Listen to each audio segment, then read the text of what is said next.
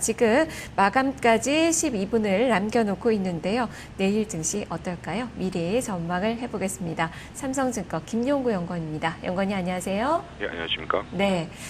지금 현재 주가는 큰 변화가 없는 상황이고 지금 북한에서 또 강경 발언이 나오고 있다는 좀 부담스러운데요. 다음 주 증시는 좀 어떨까요? 국내 변수부터 살펴주시죠. 예. 그간 이제 주가 하락 상당했었던 이제 소재, 그리고 상업재 섹터 내에 있는 그 화학이나 철강, 건설, 조선, 운송, 그간의 어떤 흐름과는 좀 상반된 좀 반등 흐름 좀 나오고 있는데요. 그러다 보니까 이제 해당 업종, 그리고 주요 종목들에 대한 어떤 낙폭과대주, 그런 어떤 관심들, 매매 수요 좀 부각되고 있는 상황입니다. 물론 이제 수급 논리나 기술적 흐름들 보면은 단기 반등은 충분히 기대는 충분히 할 수는 있다라고 판단을 합니다. 근데 이제 하지만 저희가 생각했을 때 이런 어떤 소재 산업재 섹터의 어떤 구조적 회복의 전제 조건은 이제 두 가지라고 보는데, 그러니까 하나는 이제 글로벌 경기의 어떤 완연한 회복, 그러면서 이게 어떤 상품 가격의 상승으로 좀 연결되어야 한다라고 생각을 하고, 두 번째는 이제 아무래도 이제 본격적으로 좀 유동성 장세 같은 게 좀 전개가 되면서 이런 어떤 낙폭과대주들이 주도주로 완전히 부각되지 않는 한 쉽지는 않다라고 좀 판단을 해봅니다. 그래서 이러한 어떤 건데 좀 이러한 소재산업재 부진이 단순히 이제 한국 시장에만 국한된 게 아니라 글로벌 전체적으로 나타나고 있는 모습이거든요. 이런 어떤 아시아, 특히 이제 중국 쪽에서 이제 인프라 투자 사이클이 이제 일단락되다 보니까 또 같이 이제 부진한 모습 보이고 있는데, 그래서 이러한 어떤 단순히 낙폭이 과대했다라는 이유만으로 소재 산업재 쪽 보시는 것보다는 좀 어떤 다른 쪽을 집중하는 게 맞다. 여기는 어떤 귀신 같은 어떤 매매 타이밍을 잡는다든지 철저한 어떤 손절 원칙 고수하시는 분에게만 좀 허락된 영역이지 않을까라는 생각을 좀 해봅니다. 네. 자, 그러면 또 해외 쪽의 변수를 하나하나 짚어볼까요? 다음 주에는 어떤 변수를 주목을 해봐야 됩니까? 다음 주 미국 GDP 발표라든지 ISM 제조업지수, 중국 PMI 여러 개 굵직한 것들 쭉 나오고 있고요. 그리고 이제 22 통화정책회의에서 금리 인하 여부 나오게 될 텐데, 현재 전반적으로 이제 종합해서 봤을 때 최근 들어서 그 전 세계적으로 이제 이 경기 부양에 대한 어떤 정책, 그리고 통화 당국의 어떤 의지가 좀 많이 확산되고 있는 모습들 좀 나오고 있습니다.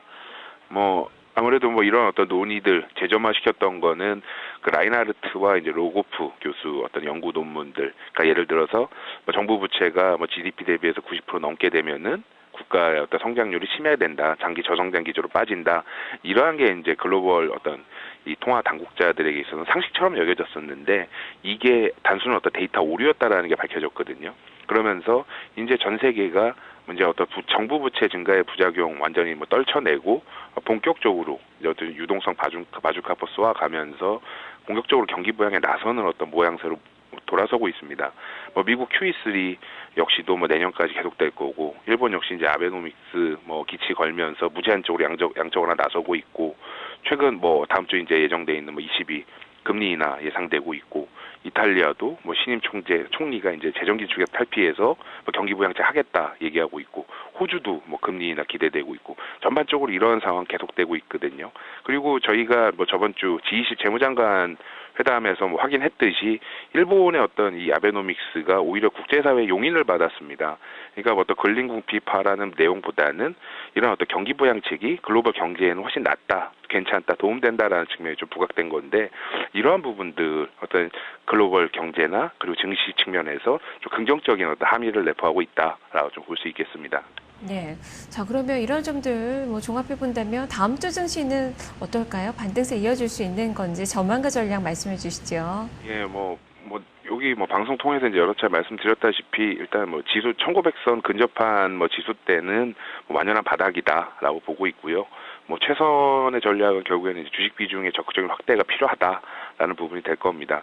그래서 이제 그렇다 보니까 최근 들어서 거래 대금도 증가하고 있고, 그리고 어떤 리스크 온이라고 표현을 해야 될까요? 이런 어떤 시장의 어떤 반등 기운이 좀 확산되고 있는 모습인데, 그러면서 일단은 낙폭과대주에 대한 관심들만이 좀 증가를 하고 있습니다.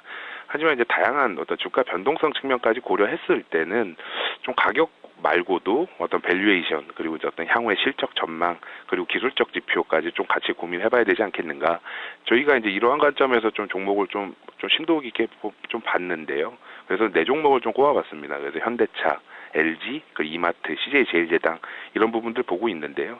아마 이제 시장은 다음 주에 한번 저희 한 1,600 그리고 그런 부분들을 어떤 매크로 지표 수요일 날 나오는 부분들에 좀 검증을 받는 시간이 될 거다라고 보는데 이런 종목들이 어떤 시장 상승 이끌어가지 않겠는가라고 좀 판단해 보고 있습니다. 시장입니다. 네, 알겠습니다. 말씀 잘 들었습니다. 감사합니다. 네, 시장을 보는 이 애널리스트가 이렇게 종목을 제시하는 경우가 별로 없는데요. 현대차, LG, 이마트, CJ제일제당 한번 살펴보시길 바랍니다. 내일 증시에 대해서, 다음 주 증시에 대해서 미리 전망을 해봤습니다. 삼성증권 김용구 연구원이었습니다.